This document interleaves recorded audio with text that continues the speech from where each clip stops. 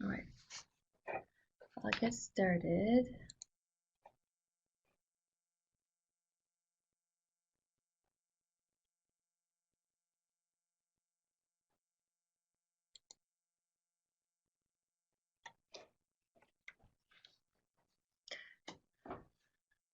Hi everyone. We'll just wait a couple minutes for people to get in. So just a couple minutes and we'll get started.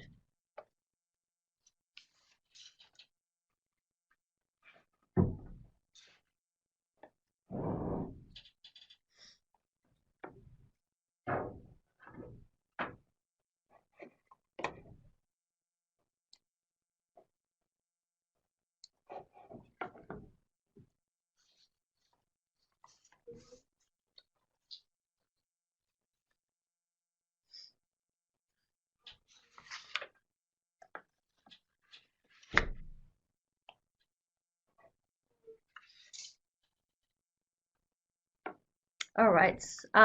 So welcome everyone to the Center of Innovation for Campus Mental Health webinar series.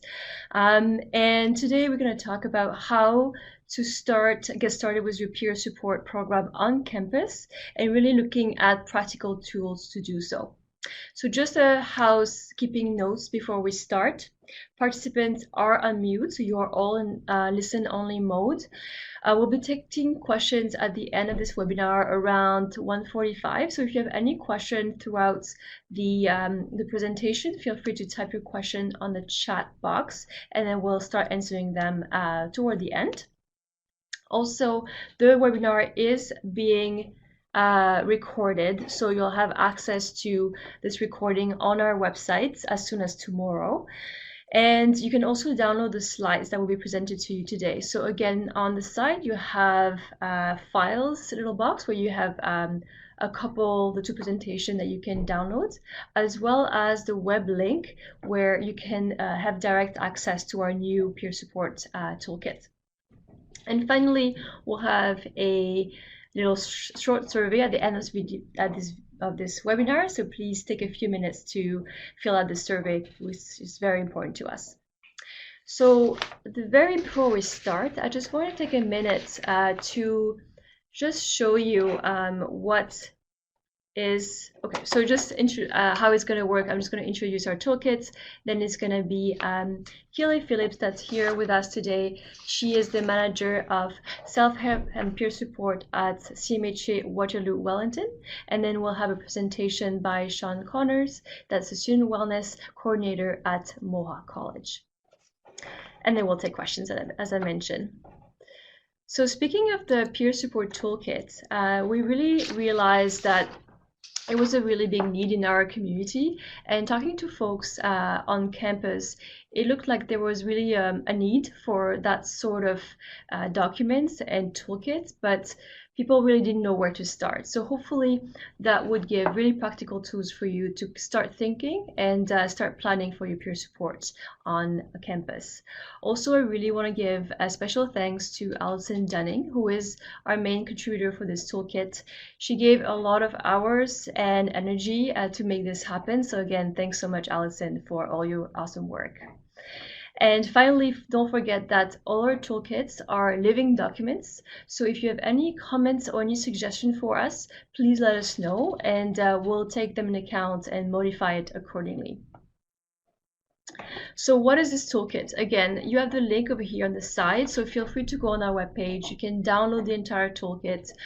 There's also the web version where you can go through the pages, and you'll see practical tips on how to really get ready for your peer support. You'll also know how to recruit and train your peer supporter on campus, how to supervise and support your peer support staff, as well as how to operate and evaluate your program. You'll also see case studies from 3 institutions in Ontario. And finally, at the end, you'll see a lot of templates. So those are really free templates that you can use, and you can also modify if you'd like. Some of them are sample needs assessments that you would do at the very beginning. You'll also have lots of sample peer support job postings, what kind of interview question to ask during the recruitment process, as well as peer support case and notes templates. So those are really tools you can just take and modify as your needs. But it should be a really good starting point to build your own peer support program on campus. Right now on the website, you have the English version that's available, but as of tomorrow, the French version for the same toolkit will be available as well. So now I will give the space to Keely that's gonna talk about how to implement peer support and what's the benefits, and how to connect with organizations that might help you in that process. So just bear with me for a minute.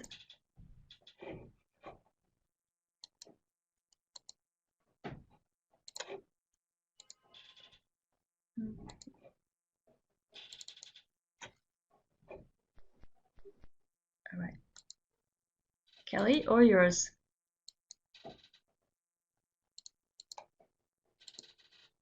Oh.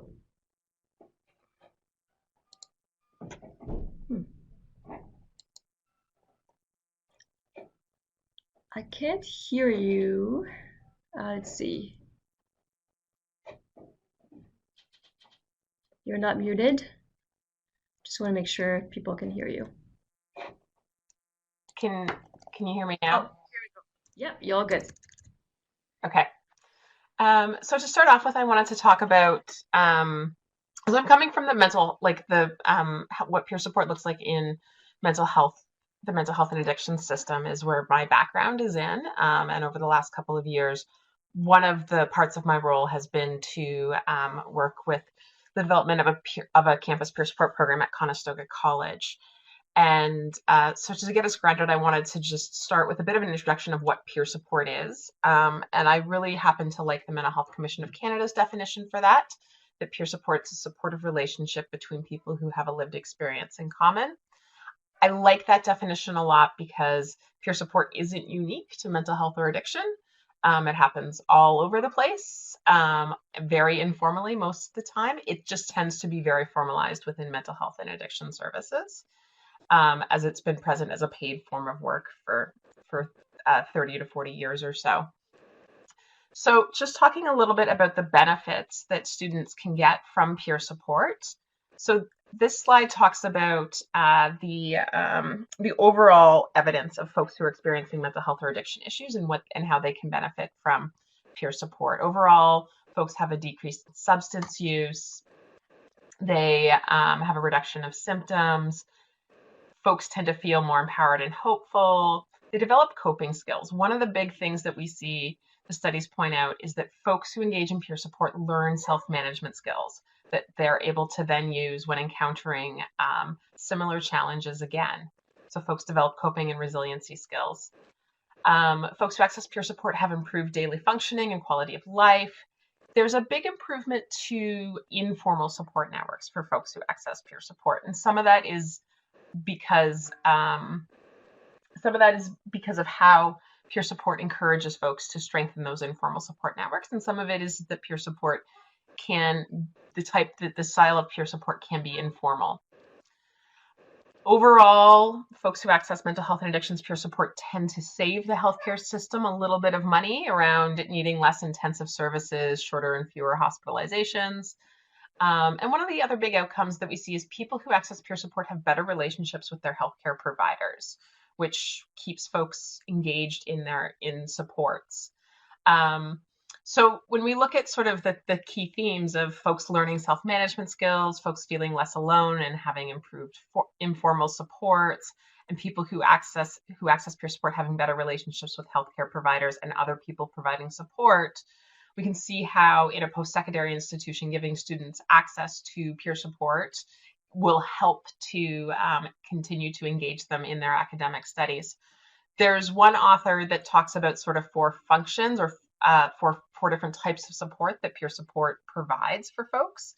And they talk about how peer support provides affiliational support. That's the support of knowing you're not alone, knowing that there's people to talk to who've been there.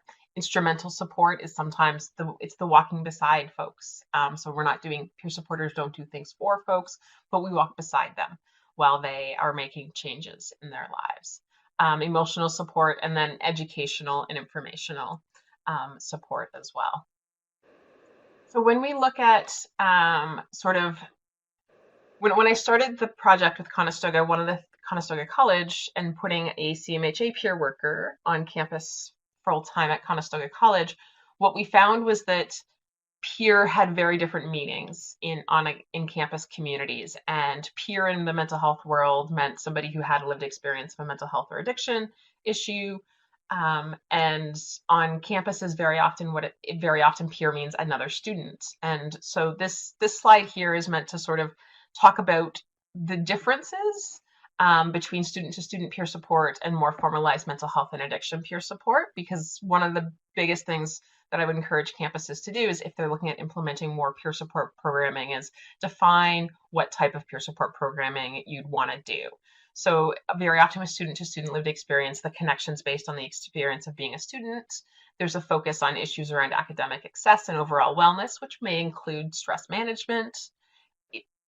Student-to-student peer support can be beneficial to all students, and it enhances belonging to the campus community and informal support networks, where I think sometimes not enough attention is paid is that are those students who are providing peer support, if they're providing peer support to students with mental health issues, do those students have a similar lived experience of mental health issues themselves to pull from, to make that connection so relevant and so much more peer?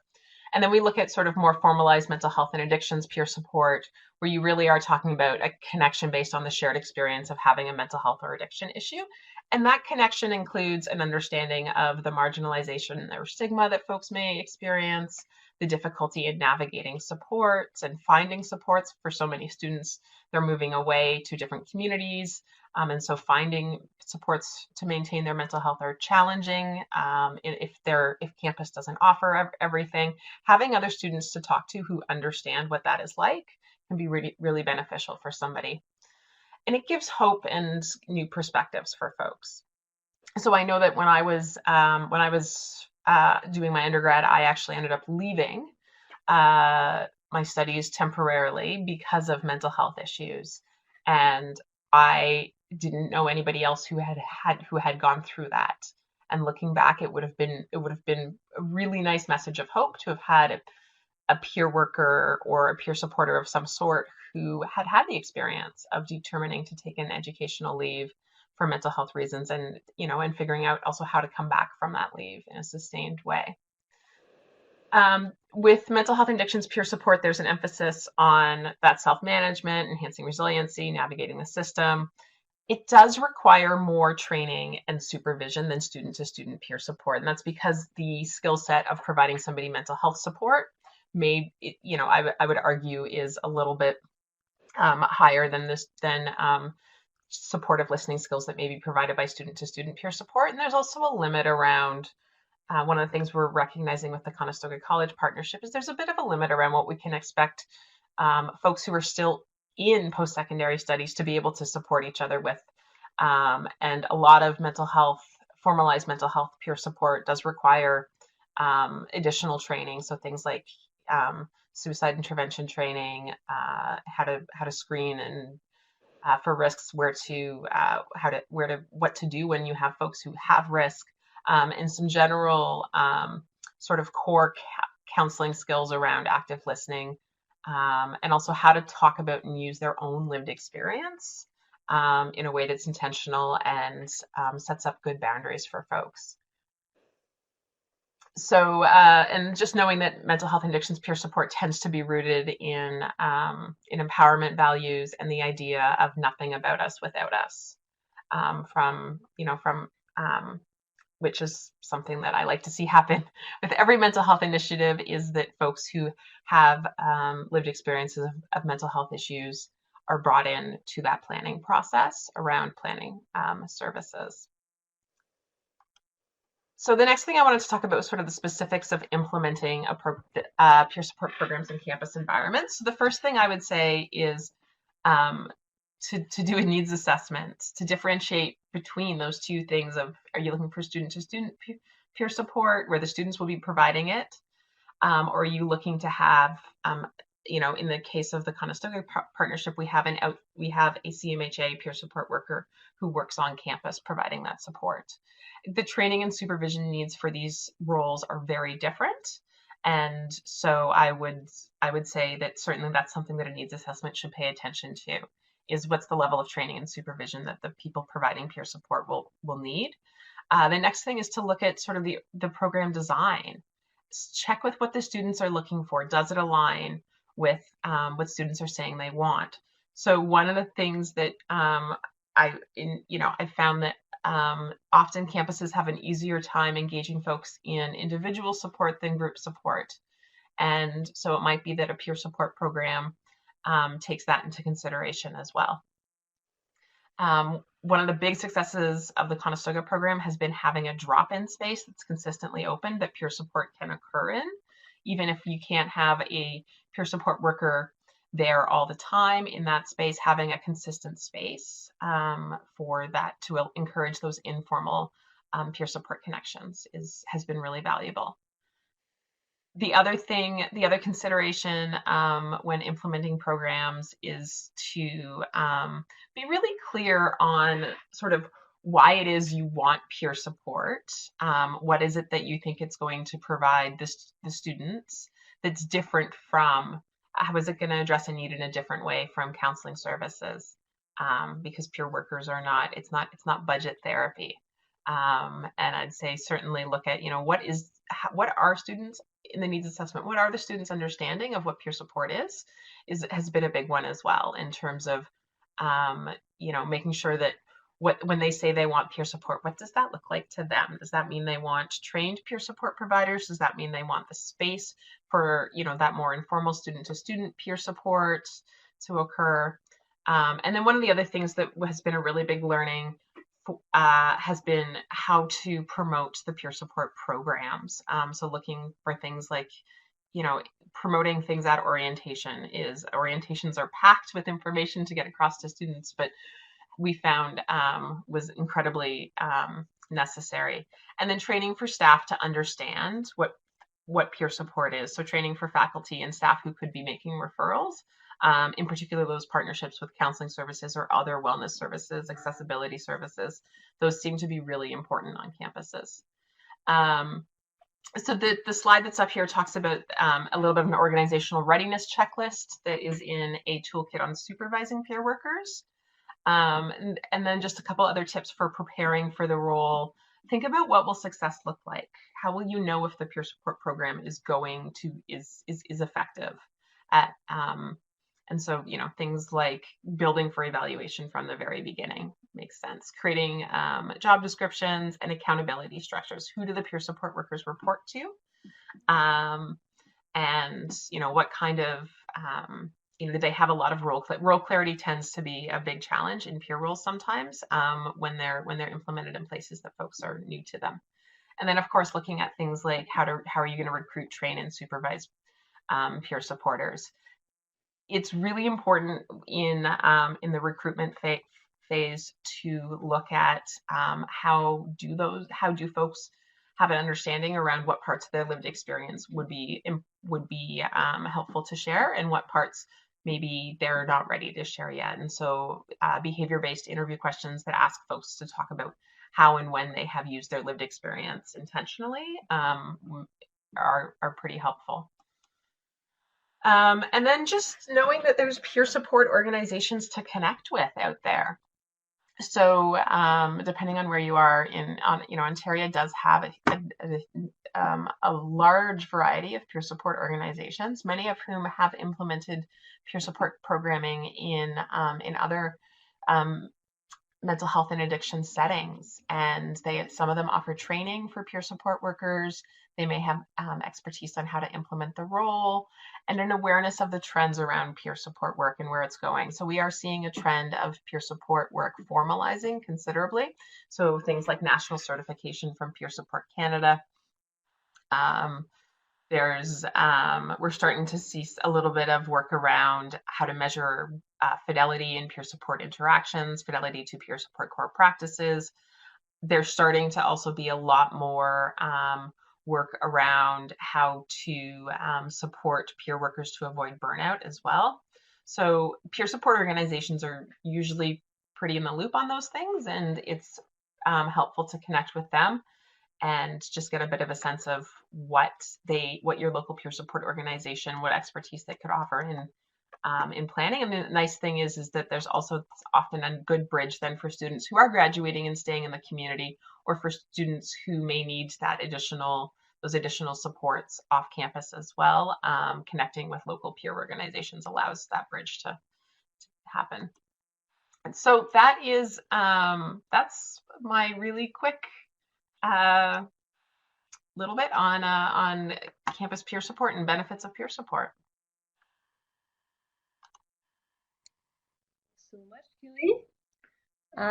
So hopefully now you have a better idea of what is peer support and how it can benefit your campus, and also maybe some guidelines on how to get started, whether it's needs assessment or connecting with a peer support organization in your community that already have some expertise. So now we'll move forward to Sean Connors that will talk about how he implemented peer support on Mohawk College, and maybe talk about some lesson learns and some tips that may be useful for you as well. So Sean, I will pass it on to you.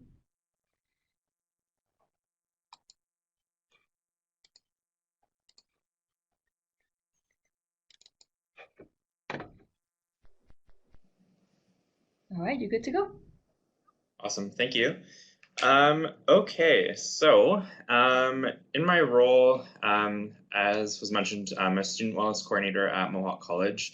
My primary function is just to oversee a lot of the different programming initiatives, training that we have for students and sometimes staff on campus when it comes to overall support and well-being.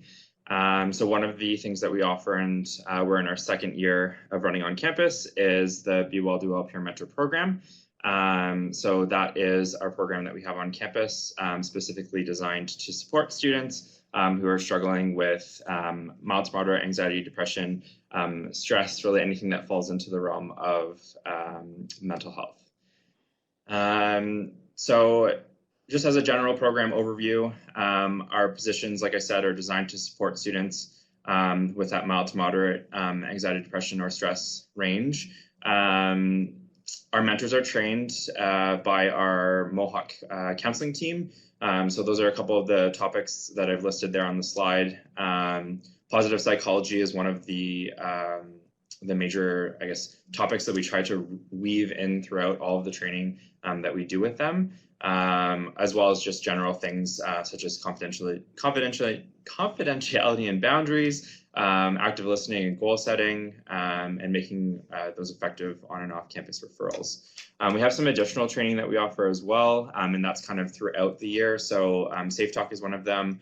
We have a mindfulness program that we offer on campus that's 4 sessions long, spread out over 4 weeks. That myself and one of the other counselors delivers. So we have our mentors go through that as well. And then some other support pieces from different areas in the college.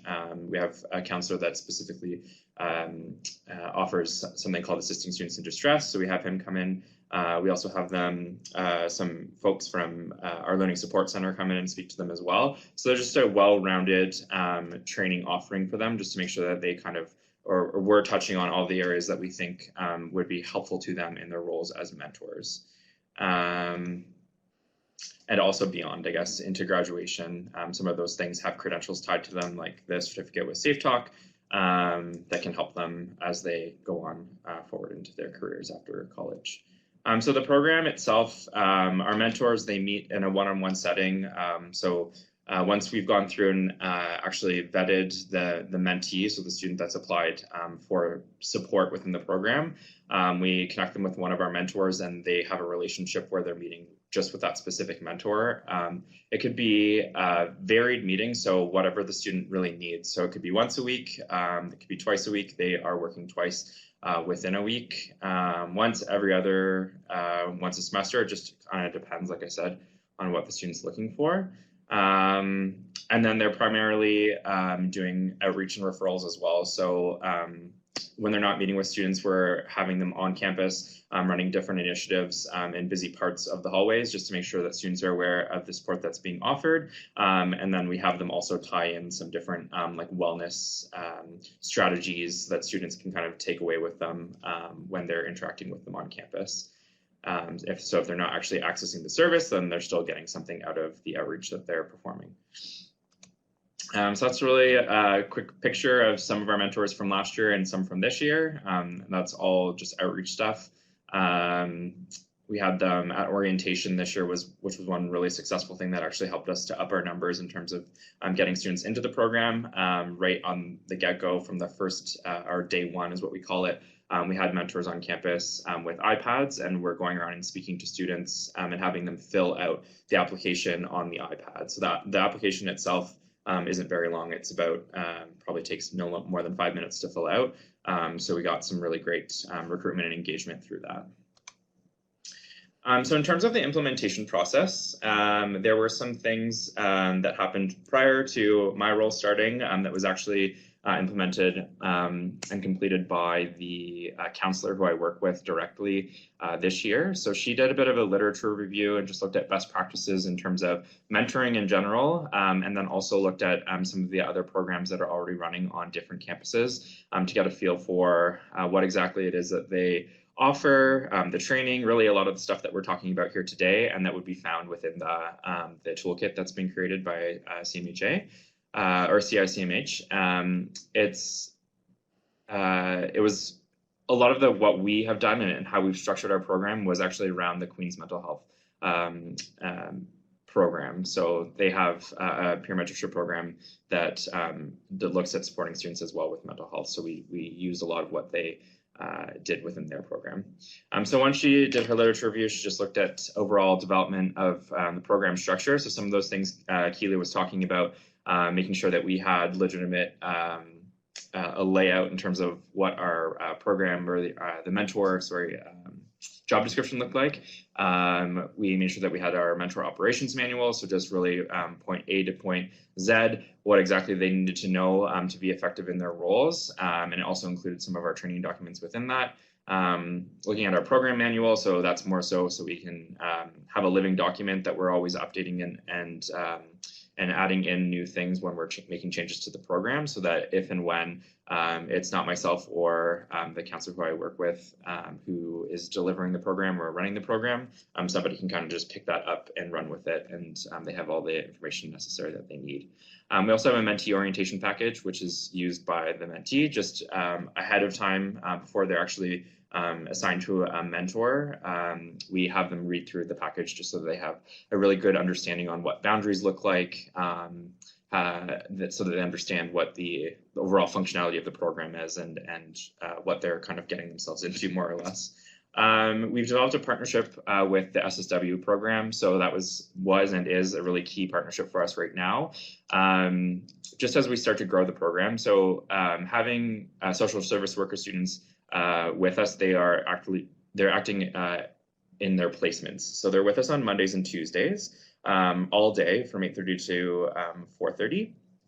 And that presents some unique challenges, and also it can be really advantageous at times. I guess it just depends on what lens you're looking at it. But for right now, having the pool of students they're going into their second semester placement, and it's right near the end of their program. So they have a lot of training and education behind them already, and all that the positive psych I was talking about, and all the other things. They kind of have a base understanding, so it's helpful in terms of our training, because our training is only really 2 days long. Plus the additional stuff that we do with them later later into the year. But when we're talking to them in those training settings, they already have, again, a really core understanding of those topics. So it's good. Mentor recruitment and interviews. So that is kind of done by myself and joint with my counseling counterpart. So I go into the classrooms and talk to the students, and sometimes we're able to bring previous mentors with us. Obviously, in the first year, that wasn't a thing. But now that we have a base that, to go off of, I'll bring them with me just to be able to allow them to speak to the experience that they've had.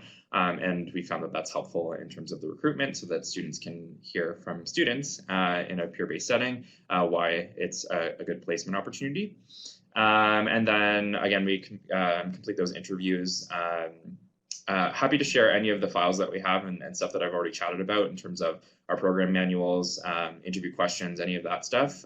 We're kind of an open book, and obviously we want other schools to be able to continue to develop this type of stuff. So happy to share any of the stuff that I chat about over the next little bit. A mentor space inventory. So Keely talked a lot about the huge advantage of having a space where students can come and drop into the space. We do not have that right now. So we've kind of been floating around the college for the last little while.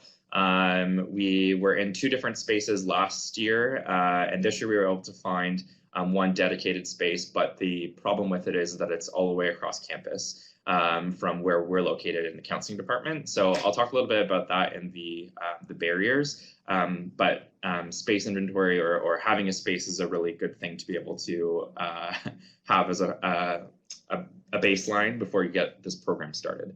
Mentor training, so I kind of mentioned that a little bit already. I won't go any more into that, but actually going through the training with them. So it is a 2-day thing that we have planned, or 2-day full 8:30 to 4:30, and then we do our ongoing training as well throughout the year. And then finally, the mentee recruitment and screening. So doing our outreach to find our mentees, and then making sure that the mentees, before they enter into the program, are screened properly to make sure that we're not overloading our mentors with students who have, I guess, more than mild to moderate anxiety, depression, or any of that.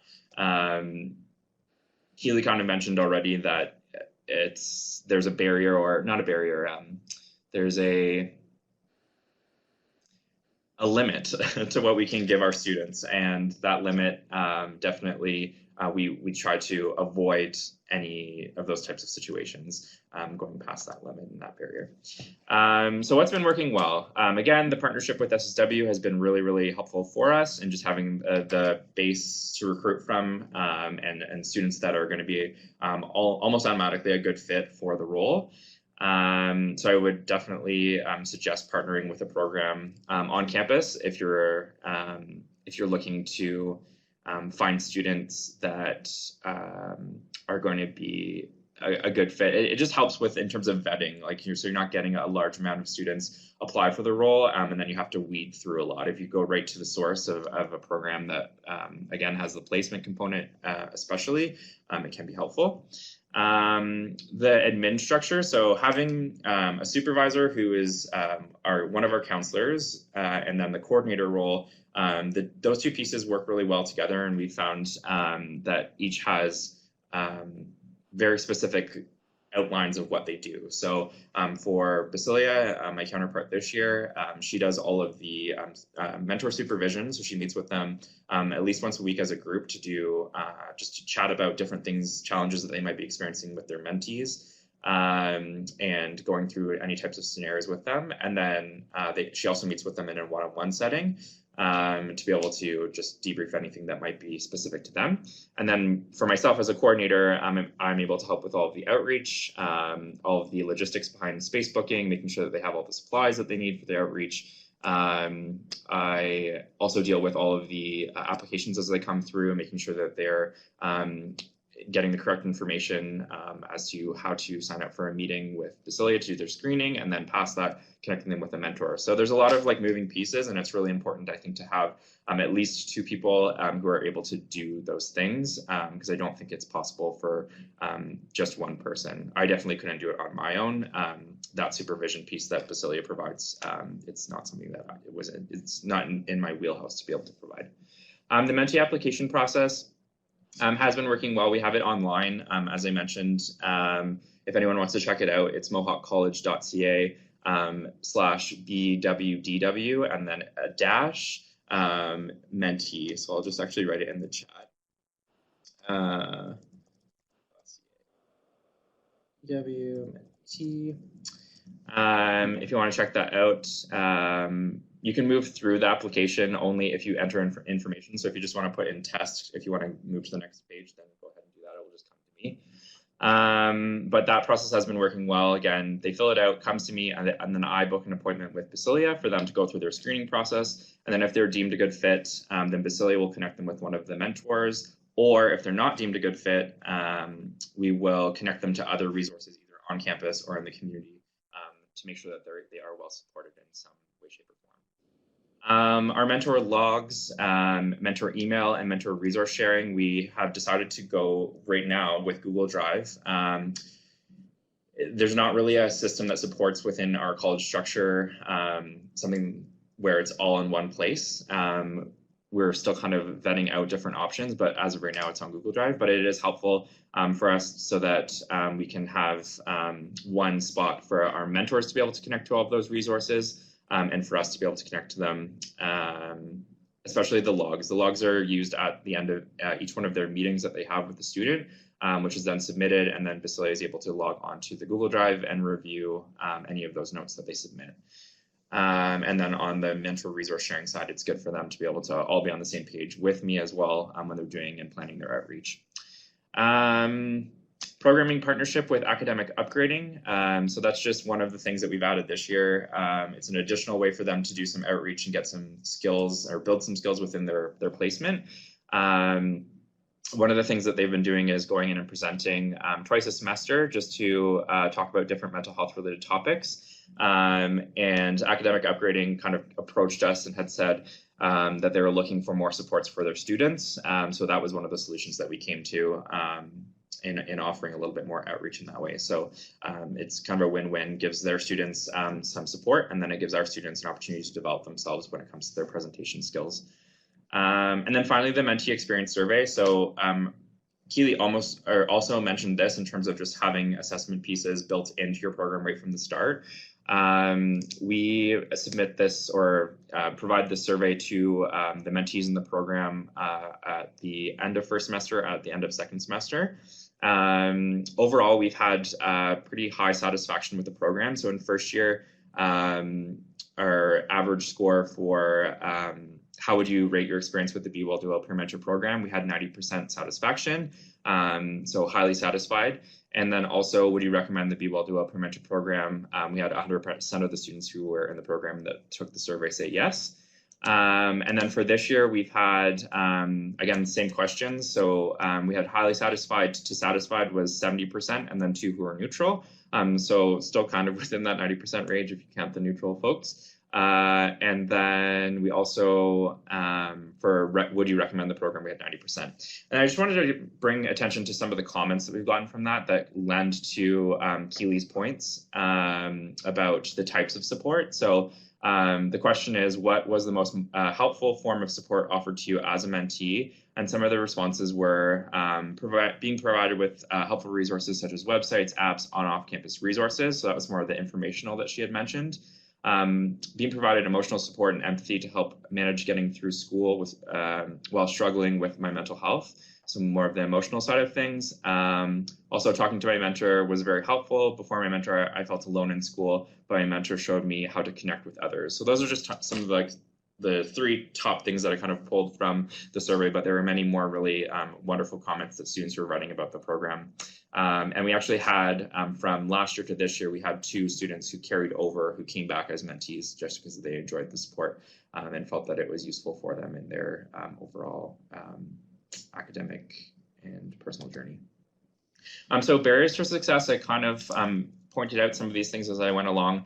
The screening process has been, as much as it is a godsend and we can't remove it, because again, we want to be able to catch those students who aren't probably going to be a good fit for the program before putting them in and kind of giving our mentors a situation that they're in over their heads in terms of support. But it's been a barrier because it does cut down on the number of students who actually end up getting from the application and filling it out all the way to being supported by a mentor. It's either that they get screened out of the process and or they don't show up for their screening meetings, which can be slightly frustrating, especially being the person that does all of the recruitment. I get really excited when we get an application filled out, and then it turns out that the student just doesn't show up for their meeting, or there's just no follow through on their end. So we found that to be a bit of a barrier.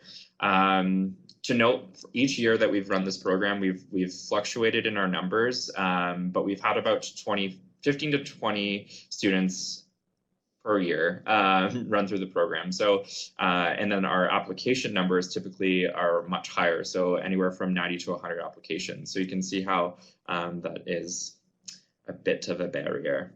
Our mentor space from year 1 to year 2, I mentioned that as well. I think that if you're going to run this type of program, you really honestly need a space that's well equipped and almost built for it. It would be very helpful, as Keely mentioned, to have a space where you can run that drop-in. And in order to do that, we need to be able to have, from our perspective, we need to have a counselor who is in that drop-in space with the mentors, just in case there's a situation where they need to step in.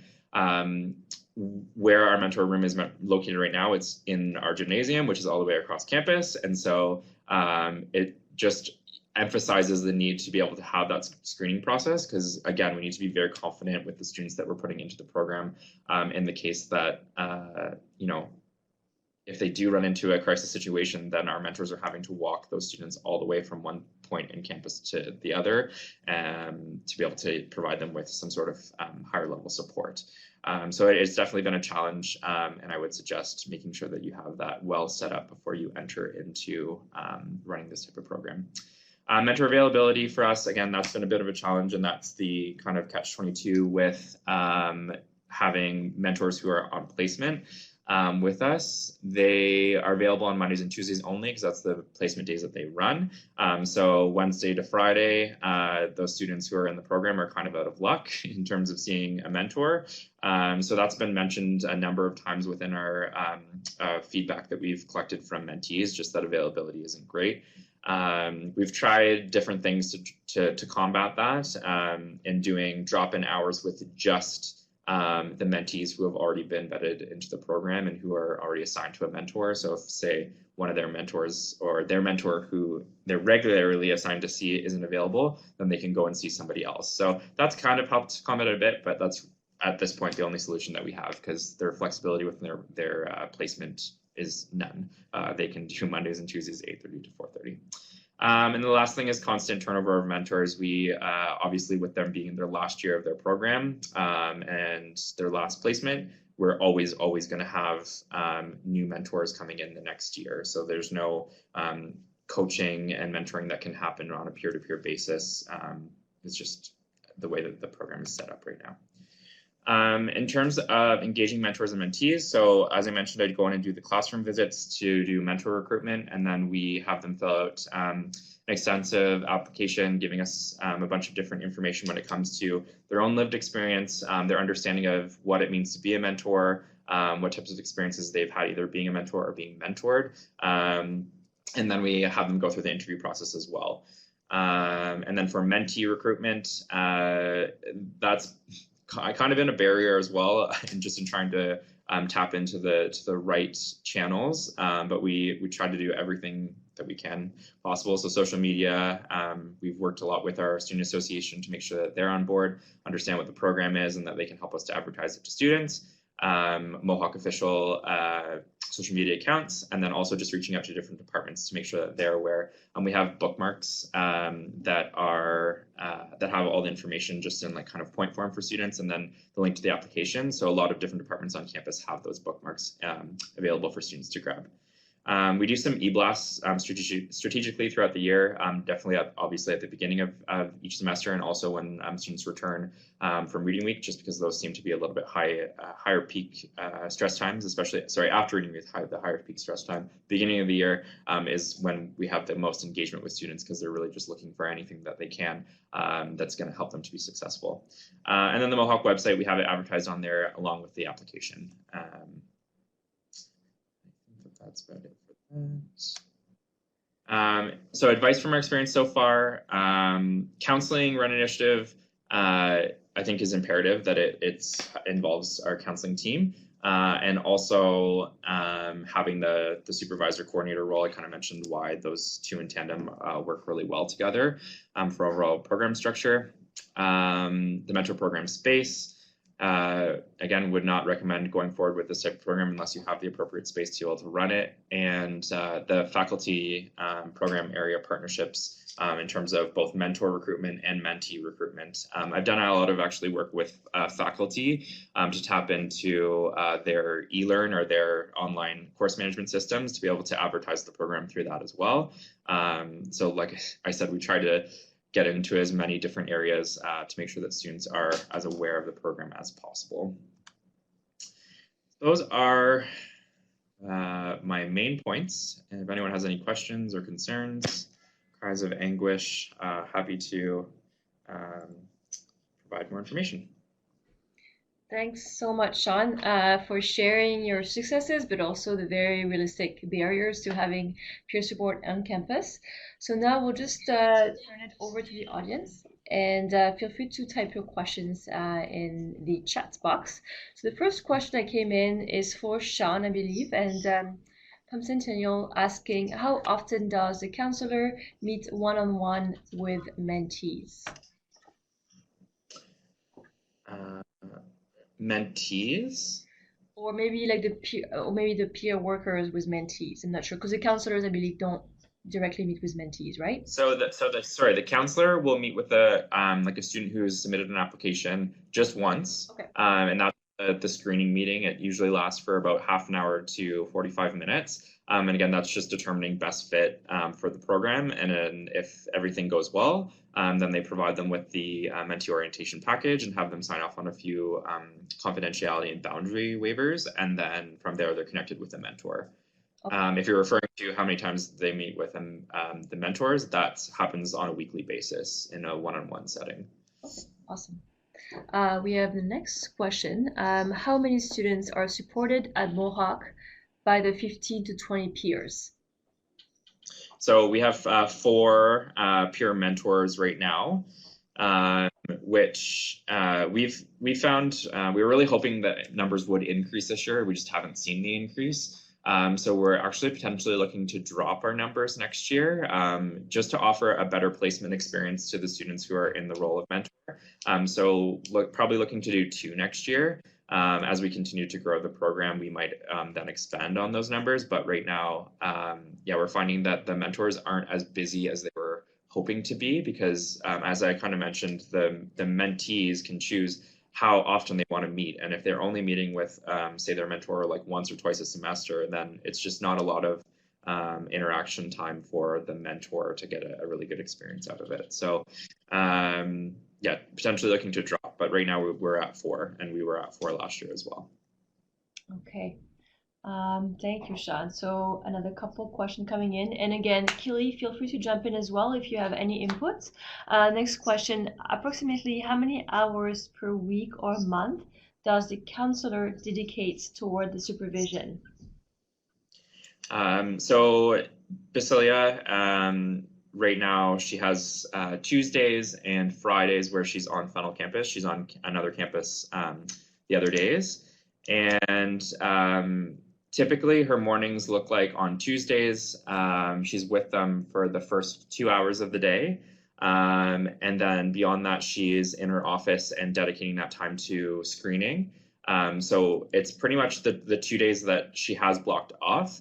Whether or not she's actually filling that time, it depends on whether or not there are students to screen, and or if she has meetings booked to coach the mentors. So it can vary, but for sure there's the 4 hours, so 1 hour per mentor a week. And then on top of that, another 2 hours for meetings and like team meetings and group supervision.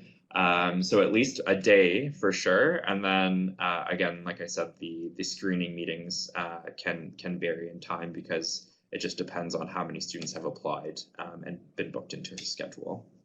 Okay, thank you. So questions keep coming in, so I'll keep asking them. So the other question is about collecting data. How do you collect data? Beyond satisfaction, what data are you currently collecting?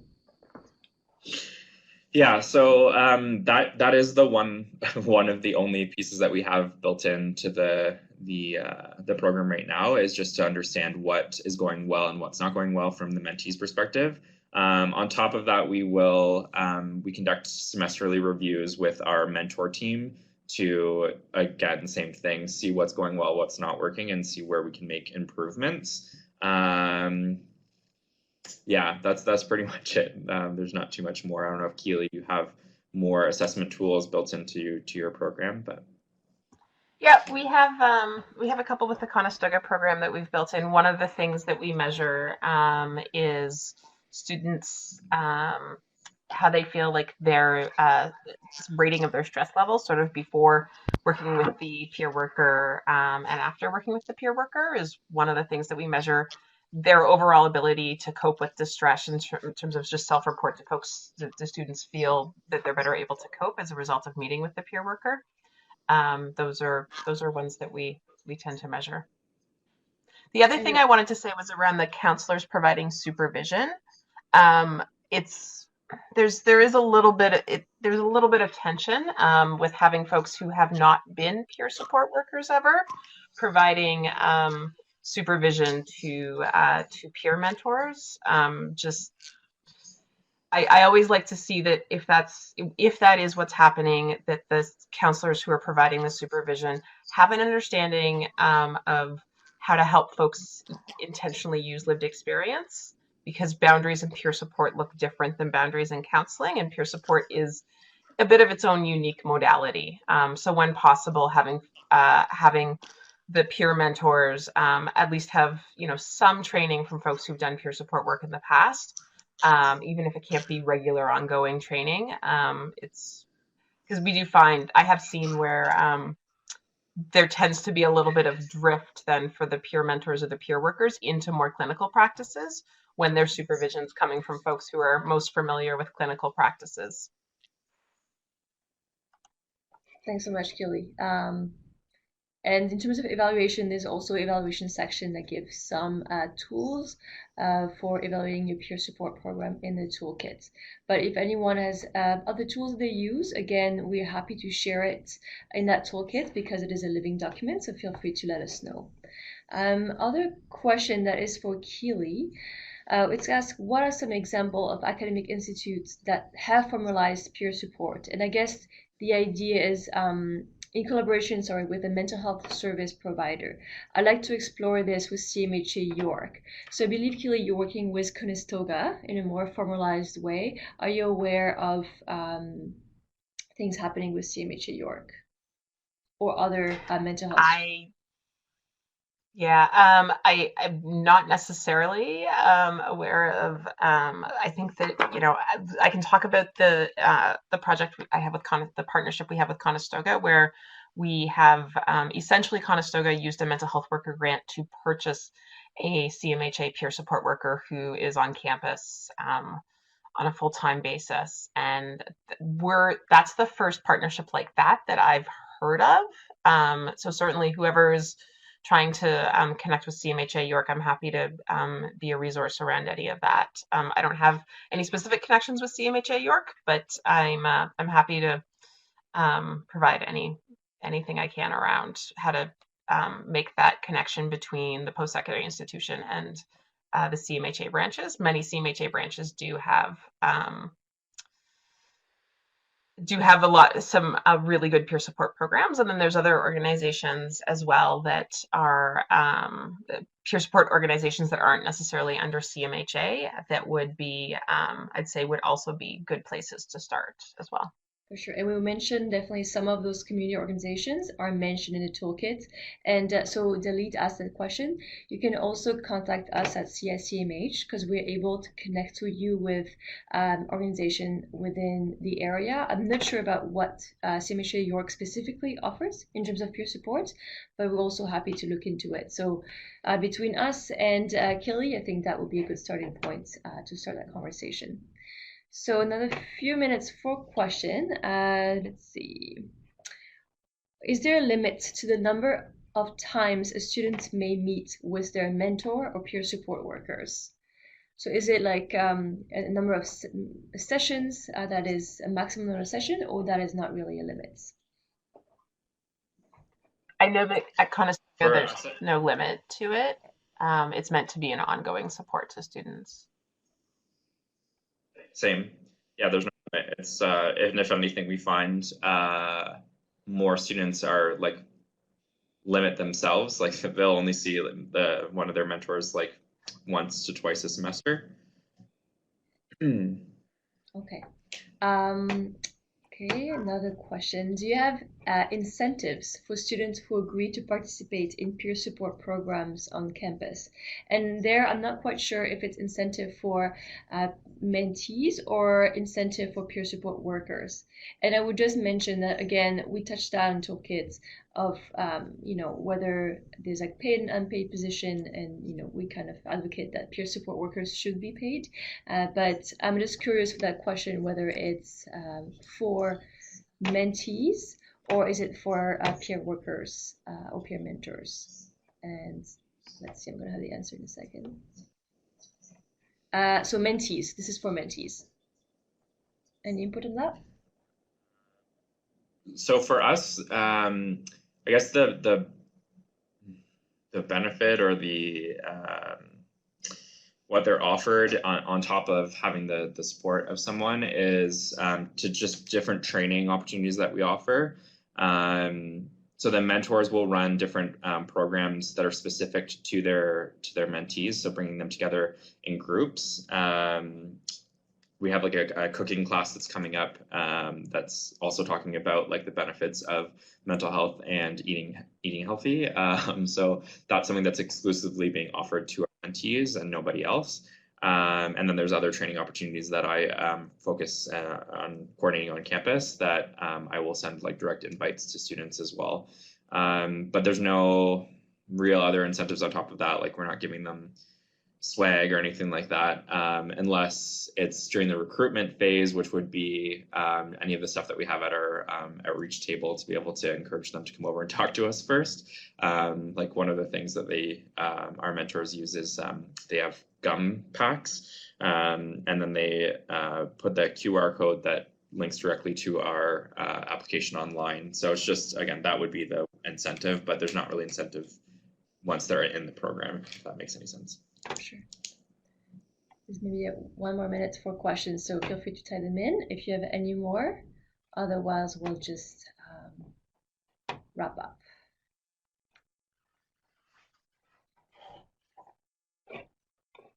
All right, I don't see any other question coming in, so I really want to thank Keely and Sean for their time today. Also, I want to mention that they participated to that toolkit as well in terms of providing the case example. We have a case example from Mohawk, and also for reviewing the toolkit. So thank you so much for your time. In terms of our next webinar, the next one is going to be on March 12th, and that's going to be on how to manage alcohol during campus events. And that's going to be my colleague Perlin that will host that webinar.